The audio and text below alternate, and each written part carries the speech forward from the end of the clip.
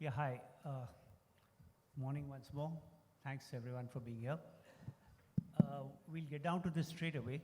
So basically the subject is about how can young brands retain customers. And I must say one thing, I'm experimenting the last few years with being an angel investor. And one of the things I've learned to look for is, do the customers come back or not? Because everybody can get customers, but will they come back a second time or not? So how much loyalty do they have? So I'm going to do one thing quickly, which is that I'll start with you, okay, Hitarth, and could you, in a sentence, because I think you're from different businesses, in a sentence, could you tell the audience what the business is about, and what is the special challenge of customer loyalty in your business? Because everybody has, we all have a problem of getting the customer back again, but specific to you, so A, what's your business, briefly, just a sentence or two, and what is the special challenge when it comes to customer loyalty there? Sure. Hi, I'm Hitarth. I'm from Freo. Freo is a young brand, a digital-first brand. We help consumers pay, save, borrow, insure, invest across 1,200 plus cities in the country. One of the major challenges that we have is this is a very competitive market, and there is very less awareness about how Indians treat their money. We are quite smart about it, but do we understand the technicality of it, and how do we go ahead and do we plan our lives around it? That's something that we are trying to solve with our app. Okay, good. That is pretty good. Kritika, could you tell us about Plix? Yes. Hi everyone, I'm Kritika Sriram. Could you hold the mic a little closer? Okay. Hello. Yeah, that's better. Thanks. I'm Kritika Sriram and I'm from Plix. Plix is a homegrown nutraceutical and personal care brand. It's a young brand, it's a challenger brand. It has only been like around 4.5 years of operations, and we are now one of the top leading brands in D2C nutraceuticals. One of the key challenges that we face with consumer is changing user behavior, and that is something which is very critical for us from a loyalty perspective. Products which are especially ingested, they take a lot of long cycle to show results, and for that consistency is key. So driving that user behavior leads eventually to loyalty also for us. Yeah, hi Ram. Thanks. First of all, congrats on the 25 years. It was phenomenal. Thank you. Even I'm surprised we are still here. All right, my name is Vinayak Deshpande. I'm Chief Marketing Officer for Lendingkart, which is a fintech. We focus on providing business loans to MSMEs or micro, small, medium enterprises across the country. We do it in all in a digital fashion. We are a cloud-first company. The challenge for us when it comes to retaining customers is obviously interest rates. But other than that, I think it's important for us to ensure that our customers are absolutely well informed at all times, making sure that financial information is secure and making sure that they get exactly what they want. And finance is going towards sachetization, so to speak. So personalizing the products is also very important. All right. Yeah, thanks. Yeah, hi Tejnoor. Hi. Hello everyone, my name is Tejnoor. I take care of retention marketing for Mobile Premier League, MPL.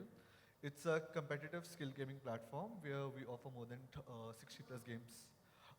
So talking about the challenges, I believe the first and foremost challenge we face is the D0 churn, which I believe most of the app marketers face here. Bringing a user to the platform, retaining them, having a very seamless onboarding journey is something that we want to achieve and want to attack a user like that. Could you tell us a little more about the day zero churn? Okay, sorry. So D0 churn, for example, so let's say if I am a new user on the platform and I come on the app, but let's say within the next 4 to 5 hours, I will just uninstall the app because maybe I don't find that value. Also because there's a lot of competition in the market when it comes to gaming apps altogether. So arresting that D0 churn is of utmost importance for us through personalization, through offers, coupons, promotions altogether, which is something that we are aiming for. Yeah. So is day zero churn the big thing peculiar to your business? Absolutely. So if I specifically talk about the real money gaming apps, the trend that we've seen is around 40 to 50% D0. The reason is because let's say if there is a person sitting in a tier 3 city, they might not be able to navigate through the app. Correct. What games do they play? How do we enable them to play the simplest of the games? I can't enable a simple user to play a cards game altogether, a long format game versus a short format game, right? So this is when our ML models, personalizations, AIs, and all our seamless onboarding journeys of how to play videos come into the picture, where we want to retain them more in the system, and of course cross-sell and upsell them in the later stage of their life cycle. Actually, we'll now leave it open. I mean, you can all, please feel free to interrupt me or each other. Actually, I was going to start with the intensity of competition and why relationships, well, they become very transactional, you know. I mean, I always say that when there's rage around a brand, I always say there's no rage that can't be pacified with a 3% discount. You know, people can rage against any brand. You offer a discount, they'll all come back to you, right? So I was actually going to talk about the transactional nature of, you know, because there's so much intense competition and some rival has a better deal and so people drift away, and how do you get them back? But Tejnoor has brought up an interesting thing, which, so I'm going to change my idea and actually ask you that what he said, which is that when you have a customer who's in a metro, is a more evolved person with regard to gaming, but also could be with regard to fintech, could be with nutraceuticals, anything. And then you also have somebody in a smaller town, maybe less educated, not that people in smaller towns are necessarily less educated, but let's say, you know what I mean. Does that change things a lot? I mean, does it become complicated having the same message because, or the product experience because of how evolved the customer is? Hitarth, you want to say something? Sure. With our brand, our consumers are across tier 1, 2, 3, Correct. and thankfully quite well distributed as well. So it's a peculiar challenge for the marketing team itself to balance the messaging across. We can't have a very second level messaging which is having double meaning inside it, which is having a little bit of difficult complexities into it. We have to be very simple yet interesting. So definitely that's the case. But how we are trying to solve that problem is we are trying to build personalization layers inside our app. In case it's required, it's not gone live yet, but in case if it's required, my consumers will be having a different experience in tier 2 versus tier 3, how I can call them out if I need to explain them and make them learn a little bit more, vis-a-vis there is a consumer who's already on a fast track and I can maybe just get them onto the sales journey. That's something that's being built, and that's how we are approaching this problem. Okay, is that a problem anybody else has? I mean, do you have it? Not Kritika? exactly a problem, but I would say that half of our audience is in tier 1 and metros, and the other half is in tier 2 and tier 3.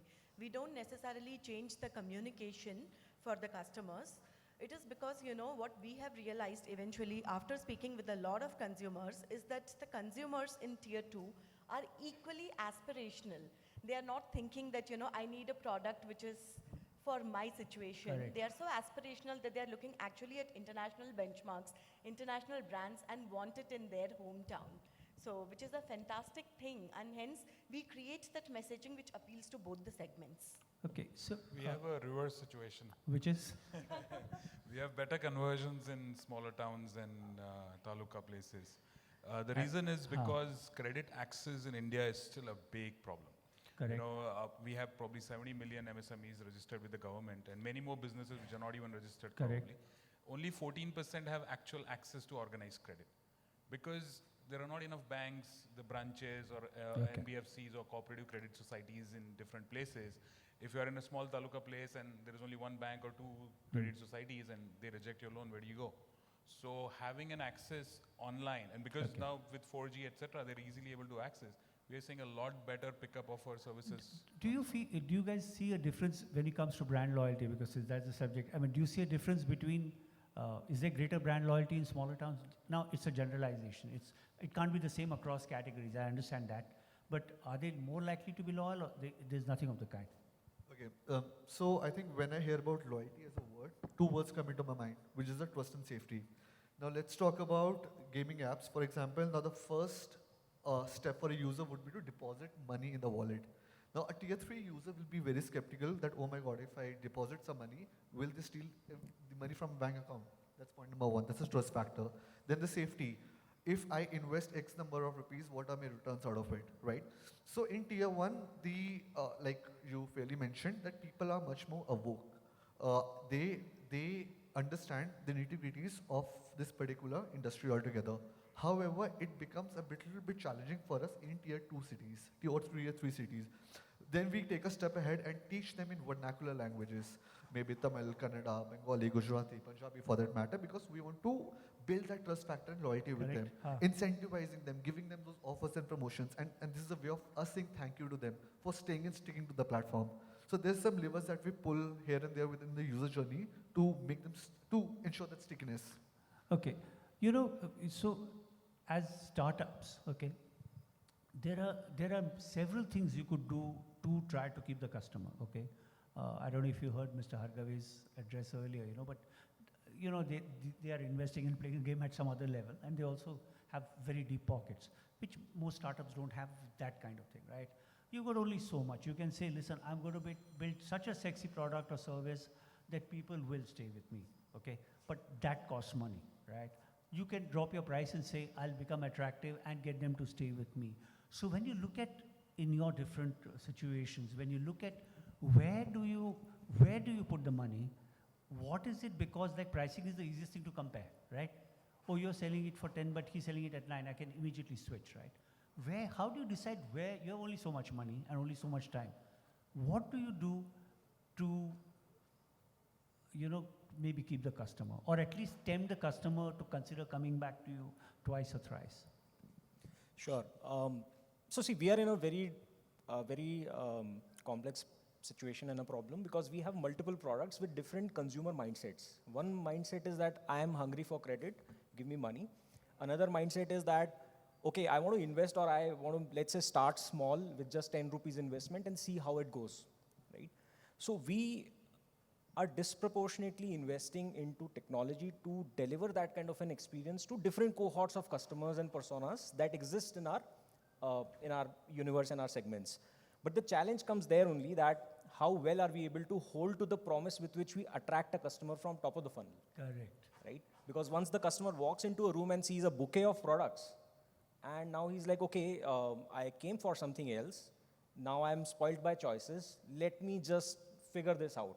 So this has a positive as well as a negative impact on your funnel health, right? Performance marketers can relate over here. And that's where what we are doing is we are investing into communications a lot. We are investing into automating those journeys so that even if the customer drops off in a certain product's sales journey, they can come back again and try and convert. So are you saying that sometimes the range of the product offering could become a liability because it confuses the customer?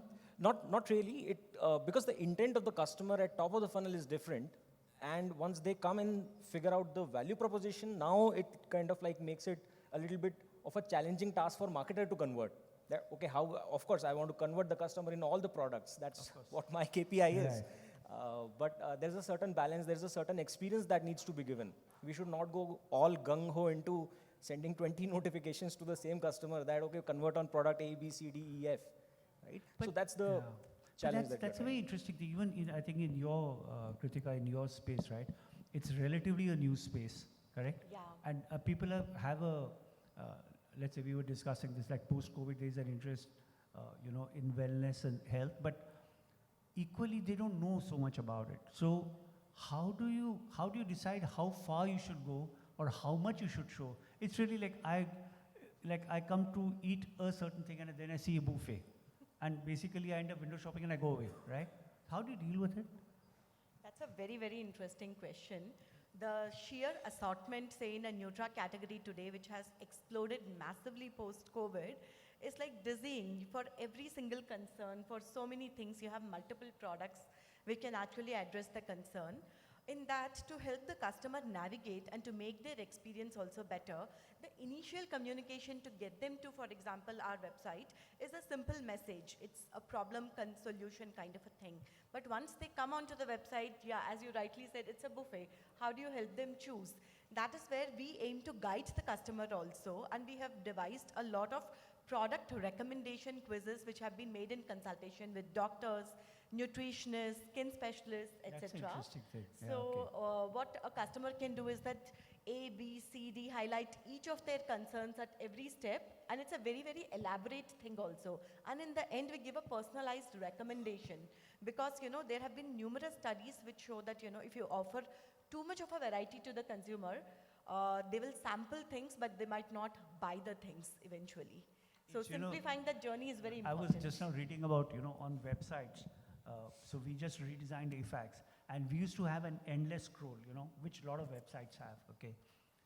So there was this question in the new design, should you have an endless scroll or not? It's exactly the same thing. Yeah. So apparently, the endless scroll is like falling down a hole where there's no end. So actually, people don't read anything. They just keep on scrolling, each time thinking the next screen will show me something that I'll read, So by the way, we decided against it. So we stopped the endless scroll. And- So I think... And to a certain level, the problem that you just now mentioned, that's the issue. How we have approached it is we have sachetized our products that they can start as small as 10 rupees. Right? The barrier to entry for trying a product has been reduced to 10 rupees of buying a Tell me, digital gold or that is a very interesting thing. But Ram Tejnoor, do you think, and I'm not talking only about your category, but generally about many categories which are sold online, this sachetization, because it has been used, which was the shampoo brand which it was Chick, right? Yeah, that was the original brand. It was from Bangalore, wasn't it? Chennai, correct. It was from Chennai. But can this satirization thing be used across categories, especially if you're selling online? Like his point is, it cuts the risk, right? In his case, say $10. Is it something you could use? I mean, do you think other categories can use this? I mean, see, But if it's a physical product, of course, the cost of delivery would be of very course, high. of course. Yeah. See, Sreekant, the point is that in our ecosystem, we personalize a lot of journeys. For example, if you're a new user, you will see a completely different screen altogether. But let's say if I'm trying to resurrect you, you will see a completely different surfacing altogether. Not more than 5 users will see the same screen altogether. That's what we do here because it's very important for us to navigate a user. If let's say if a user comes on the platform and we offer abundance of options to them, that will lead to drop-offs. That is why we invest heavily on our MarTech and retargeting modules altogether, where we select a cohort or a particular user. What would Sreekant like to play? What are the predictive analytics? What do they tell me about you? What would you want to play? How can we upscale you? And then we can upsell you different categories altogether. This is how we approach a problem altogether for a higher LTV in the system. Okay, Ram? Yeah, I think the very important point for most startups after a certain level of scale is achieved is operating leverage. Once you've accumulated a whole bunch of customers and what do you do for them? Sorry, And could you hold it closer? Could you hold it? oh, sorry. So operating leverage is what a lot of companies are already focusing on. You see that happening. Could you explain operate? So like for example, Cred is a good example which all of us in this room at least should be aware of. Once they accumulated people on their platform with their product on credit card bill payment, now they have credit money, they have credit garage and stuff like that. So that's an example of utilizing your existing base One and then thing making for something else. correct. Now that is an example of personalization too, because you know that the customer is coming back for something that they Correct. really require. Now for us in the lending scenario, the personalization has to happen, but it is ultimately money that you have to give out. The timing of it, the amount of it is what needs to be figured. A construction company, for example, would need money not during the monsoons, but before few months before that or after that. A clothing retailer would need it 2 months before Diwali because they need to stock up. Correct. Stuff like that, and the amount of it that you need. Now, what happens is most companies is once you are born on digital, you have so much data, you don't know what to do with it. We have 600 variables for each customer, millions of applications that already, maybe 200, not 200, but billions of data points that we already have accumulated. Now we can't go and customize literally everything, but we need to know what each customer is really looking for, at least if we know that much. But in your case, you're offering working capital. So if you're talking about loyal customer loyalty, I have borrowed money from you, I've taken money from you. Won't I come back to you? I mean, isn't my loyalty to you guaranteed? I expect you to come back every month and pay the EMI. This is not what I was expecting. I was So talking about that taking is- money from you. That's an opportunity from, no, so the He big definitely advantage. needs customer loyalty. No, so Okay. the thing is, unlike most of these companies, the transaction duration for lending is much longer. 36 months in our case, for example, a typical one. In housing loan is 20 years, So you have a lot of opportunity to communicate with your customer on a regular basis and give them an experience that is tailored to them or is of a value to them so that not just coming back, and a lot of people don't necessarily take multiple loans. So after you have taken one house loan, how many more house loans are you going to take? But definitely help you with word of mouth. And that's a big influencing factor in sure. this particular industry. Okay. We're talking about personalization. How much, so personalization to keep the customer, that's, I mean, the first time around, right? But even in your case, Kritika, I mean, is it something, does it work the first time just to figure out what does this person want? Or does it go beyond the first interaction in terms of keeping the person? I think the relationship with the customer has to move from the transactional into a much more personalized sphere, not just during acquisition or in the time of order fulfillment of the first order, but much beyond. Through and through is what I would say. So what we have done at Plix is that we have mapped out the customer journey, not just pre-purchase, but much more elaborate steps post-purchase, and built so many branches that at every point, a customer can get a much more personalized experience based on the previous interaction that they have had, including data points from how they have interacted with the customer support or on the app itself or on the website. So much so that, while we do not technically sell any service, it's a product we are selling.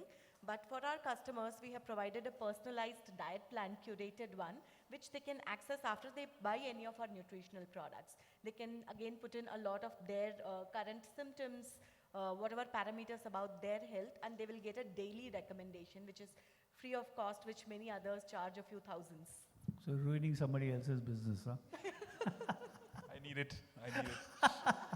Okay, but, okay, that what is the point at which you say this customer will stay and probably will not stray? After how many interactions, transactions, what is the point where it becomes a relationship and he or she could still disappear, but I mean, what's the point at which he says, "Ye rahega"? I mean, Sure. So there was a very famous episode earlier, I remember. This is around Facebook, that if you make 10, if you add, like you've just joined Facebook, and if you add 10 of your friends, then you'll stick far longer. But if you're not able to add those 10 friends in a certain time period, then there is like very less probability Correct. that you'll be able to cut through. We've not really cracked the code, but there are a lot of leading indicators inside our app that what is the time spent. When we sent a push notification, did they click on it and immediately dropped off? What was that reaction time?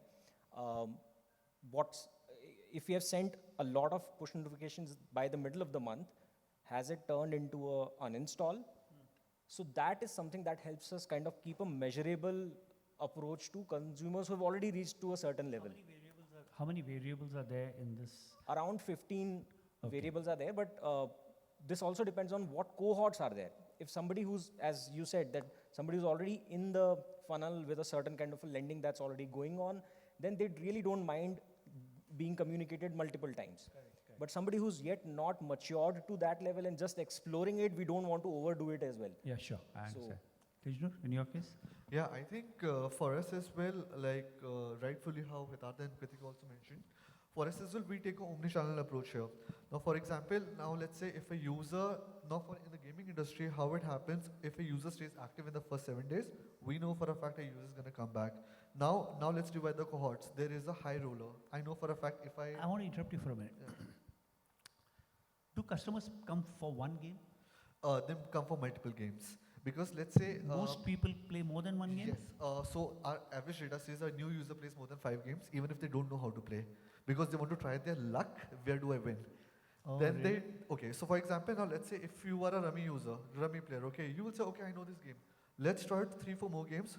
What is the strike of luck here? And maybe I can win more than how much I've invested, right? So that is where the game is. Now, so how Hitarth mentioned that we will send out a push notification to a specific user. But I know for a fact that Sreekant as a Rummy player will react more to a Rummy related communication on WhatsApp because of the high retention of that particular channel, right? That is where I will invest more, given that you're a high roller. The more money I give you, the more money I get back. This is how we make cohorts and reach out to users in the segmentation and the coding that we do in our particular systems.